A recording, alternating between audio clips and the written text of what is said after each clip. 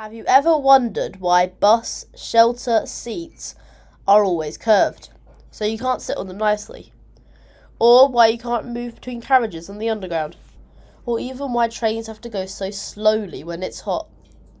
Well, I'm here to answer all of these questions and more. Let's get right into it. Question 1. Why are there two Edgware Roads on the tube map?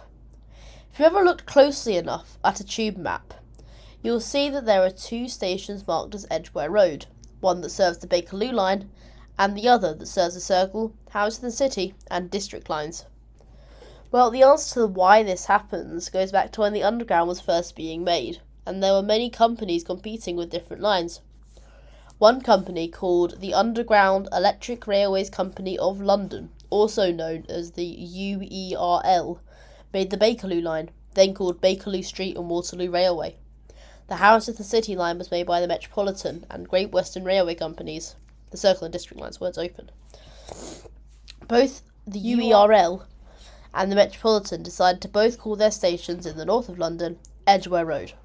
Eventually, TfL came about, and all the lines were united. There were no competing companies. However, for some reason, Edgware Road did not become as one, and still remains separate on the tube map today. So there's your answer for the first question. Question 2. Why do trains have to go so slowly when it's hot?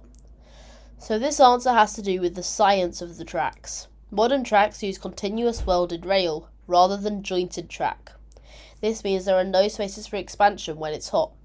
Therefore, trains have to stop buckling from happening, because when a track bucks, it can cause derailment. If trains go slower, there is less stress on the tracks, making buckling less likely to happen. So your train might be delayed, but at least you're not on a derailed train. Before the next question, if you've learnt something in this video, make sure to subscribe. If you haven't learnt something yet, keep tuned. Let's get on with the next question.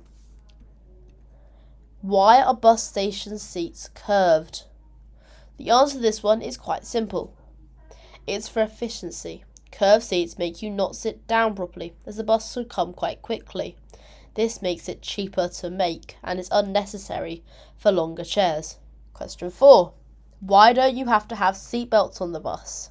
And why can you stand? The answer to this is not because bus drivers are careful drivers. It's because of how closely packed you are to other people. If you are standing, you're being held up by everyone else if you happen to fall. If you are sitting, you'll have something in front of you that's safe, even if that's other people. Even though you might be held up by other people, still make sure to hold on to the handrail. Question 5. Why can't you move between carriages on the tube? You can't move between them because you'll be killed. The doors are there for emergency use only. There is no safe platform to be on when you might be crossing over, and it's even more dangerous when you go around a bend. That's all the questions for this episode. I hope you've enjoyed the video, and if you did, make sure to subscribe. I'll see you in the next one.